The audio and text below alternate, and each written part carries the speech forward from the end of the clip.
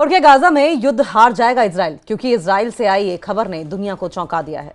Report के मुताबिक Gaza में इजराइल के बहुत से सैनिकों की मौत हुई है और अब वहां सैनिकों की भारी कमी पड़ने लगी है। रिपोर्ट में यह भी दावा किया गया है कि इजराइल के नौजवान फौज में भर्ती नहीं होना चाहते।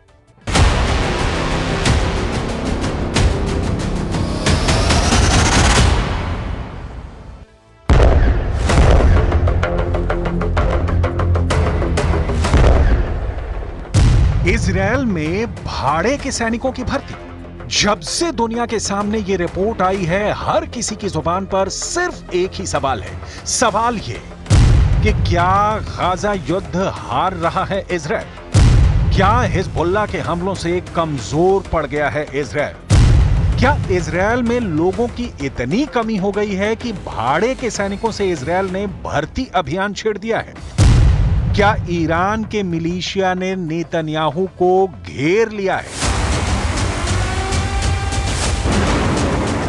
सभी सवालों के जवाब देंगे आपको, लेकिन सबसे पहले वो खबर जिसकी चर्चा दुनिया के हर देश के राष्ट्राध्यक्ष की जुबान पर है, जो खबर हर न्यूज़पेपर की हेडलाइन बनी हुई है कि नेतन्याहू की सेना कमजोर हो गई है, नेतन्याहू की सेना थक चुकी है, नेतन्याहू के सैनिक युद्ध करने लायक ही नहीं बचे।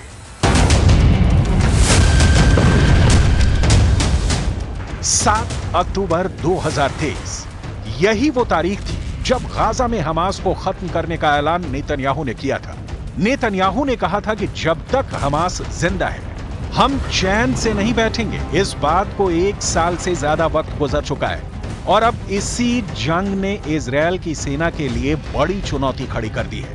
गाजा में भारी बमबारी के बाद भी हमास को न हरा पाने के बाद अब इजरायल सैनिकों की कमी से जूझने लगा है। रिपोर्ट्स के मुताबिक इस कमी को पूरा करने के लिए इजरायल ने भाड़े के सैनिकों को अपनी सेना में भर्ती करने की तैयारी कर ली है।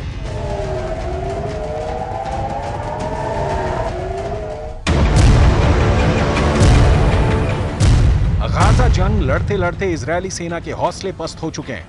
अरब मीडिया की रिपोर्ट्स के मुताबिक कई इजरायली सैनिक जंग के मैदान से भागने लगे हैं। इजरायल की रिजर्व सेना ने भी जंग का हिस्सा बनने से इनकार कर दिया है। इसलिए अब इजरायल अपनी सेना में विदेशी लड़ाके भी भर्ती करने लगा है और इसके लिए वो लड़ाकों को कई तरह के लालच भी दे रहा है। 7 अक्टूबर के बाद से इजरायल के लगभग 12,000 सैनिक घायल हुए हैं और 783 सैनिक मारे गए हैं। जानकारों का दावा है कि मरने वाले सैनिकों की तादाद इससे और कहीं ज्यादा हो सकती है। रिपोर्ट्स के मुताबिक घायलों में 140 सैनिक ऐसे हैं जो अब कभी भी बिना सहारे के नहीं चल पाएंगे। बंदूक उठाओ, नागरिकता लो। विदेशी मीडिया के मुताबिक इजरायल अपनी फोर्स में भाड़े के सैनिकों को भर्ती करने के लिए तरह तरह की लालच भी दे रहा है। रिपोर्ट्स बताती हैं कि इजरायली सेना ने विदेशी सैनिकों की भर्ती के लिए नागरिकता का भी लालच दिया है। इजरायली अखबार हारेट्ज की रिपोर्ट के मुताबिक इजरायली सरकार ने एक भर्ती अभियान शुरू किया है, जिसके तहत अफ्रीकी शरणार्थियों को गाजा युद्ध में भेजने के बदले स्थायी नागरिकता की भी पेशकश की गई है। इजरायल की सेना इस वक्त लगभग 10,000 सैनिकों की कमी से जूझ रही है और इजरायली अधिकारियों को यह जिम्मेदारी दी गई है कि वो इस कमी को पूरा करें। इजरायली अधिकारी ऐसे शरणार्थियों की पहचान करेंगे और उन्हें सेना में भर्ती करेंगे। इजरायली सेना और आंतरिक मंत्रालय की ओर से इन शरणार्थियों को जंग की ट्रेनिंग दी जाएगी। इसके अलावा विदेशों से भी लड़ाकों को भर्ती किया जा रहा है। इजरायली अखबार हारेट्ज के मुताबिक इजरायल जर्मन खुफिया एजेंसी और दूसरे ग्रुप्स के साथ मिलकर अफगानिस्तान, लीबिया और सीरिया से जर्मनी आए शरणार्थियों को भाड़े के सैनिकों के रूप में भर्ती कर रहा है। इसके बदले उन्हें इजरायल की फास्ट ट्रैक नागरिकता और 4,000 से 5,000 यूरो प्रति माह वेतन की पेशकश की गई है। वहीं यूरोप से भी इजरायल अमेरिका की मिलिट्री कंपनी ब्लैक वाटर की मदद से लड़ाके भर्ती कर रहा है।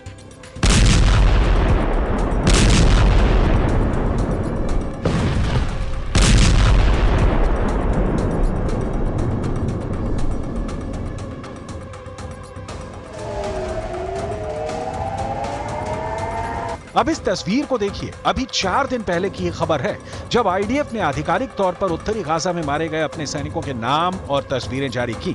मारे गए सैनिकों में स्टाफ सार्जेंट और कार्ड्स, staff sergeant Nave Yair, staff sergeant Gary लाल यूरिकिमा, staff sergeant Ofir Eliyahu.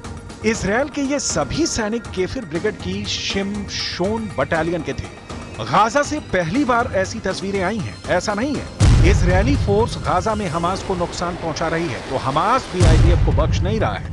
Hamas के फील्डर भी जगह जगह तैनात हैं। सवाल उठता है कि क्या वाकई इजरायली सेना को 1 साल के युद्ध में सैनिकों और हथियारों का भारी नुकसान हुआ है?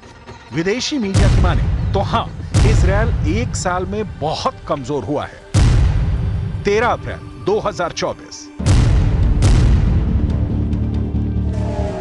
ये वो तारीख थी जब ईरान ने इजरायल पर 300 से ज्यादा किलर ड्रोन, क्रूज और बैलिस्टिक मिसाइलों से हमला बोला था। हालांकि अमेरिका भी इजरायल के साथ हमले का मुकाबला करने के लिए खड़ा था, लेकिन इजरायल की खुफिया एजेंसियां ये पता लगाने में नाकाम रहीं कि ईरान इतना बड़ा हमला करेगा।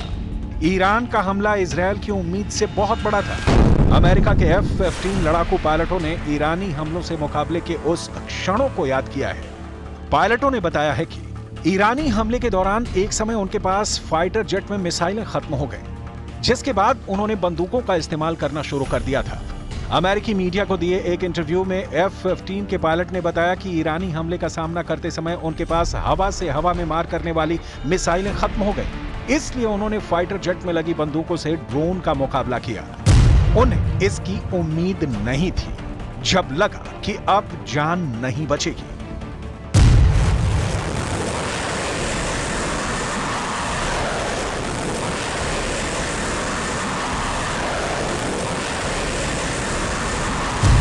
अमेरिकन पायलट्स के मुताबिक खतरनाक रूप से कम ऊंचाई पर उड़ते हुए पूरी तरह अंधेरे में विमान की बंदूक से ईरानी ड्रोन को गिराने की कोशिश की, जो बहुत मुश्किल से दिखाई दे रहे थे। ये पूरी तरह से अंधेरे में पायलटों के लिए खतरनाक कोशिश थी, लेकिन फिर भी हम ईरानी ड्रोन को गिराने में नाकाम रहे। अब एक बार फिर ईरान इजरायल पर हमले की तैयारी में लगा हुआ है और बार बार ईरानी जनरल कह रहे हैं कि इस हमले को इजरायल की पुश्तें भी याद रखेंगी।